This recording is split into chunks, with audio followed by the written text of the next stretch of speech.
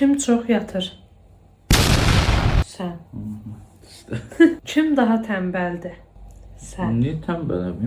Neden dede? Neden beni seçtin? Tənbəl səndən nədən niyə tənbələ? Kim evdən gec çıxır? Ağa. Şahin nətər mən 10 dəqiqə hazırlaşıram mən. Mən səni gözləyirəm deyə. Sən hazır olsan mən də çıxaram. Artistlik eləmə. Şu yalanı konuşuyorsun biliyor musun? Tabii abi. Helal olsun Tabii sana. abi. Ana dilim gibi konuşuyor. Yalan paralı olsa gene söyler miydin? Kredi çeker gene söylerim. Kim çox pul xərcləyir? Da. Pul xərcləmir. Süpürür. Kim çox yemək yeyir? Sən. Təbii ki. Tapanda yeyirəm, vallahi az qalır.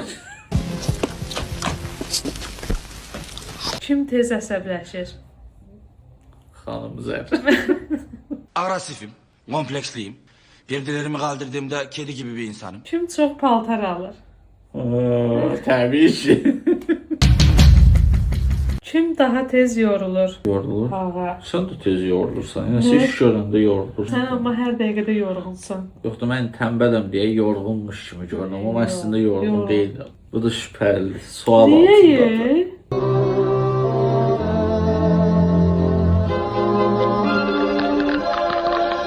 Kim çox trip atır? Təbii ki. Ağa. Nətər mən? Sən trip Mən atırsan. nə trip atıram sən Allah? Hər sözdə trip atırsan. Yeter yeter yeter yeter yeter. Yeter yoruldum ola ben. Kim çox istirahət edir? Təbii ki, ağ adam. Nə, mən istirahət Hə, edirəm. 2 gün evdəsən. That she is super 4 gün 12 saat işləyirəm hər gün. Mən də o qədər işləyirəm. Artist deyiləm. 9-a gedib 7-də başlayıb İndi çıxıram. 12 saat eləyir. Neçə saat eləyir hesabla? 10 saat.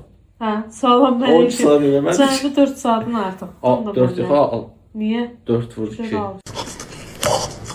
8 8 saat. saat, hə. Da 8 8 saat saat oldu. çoxdur.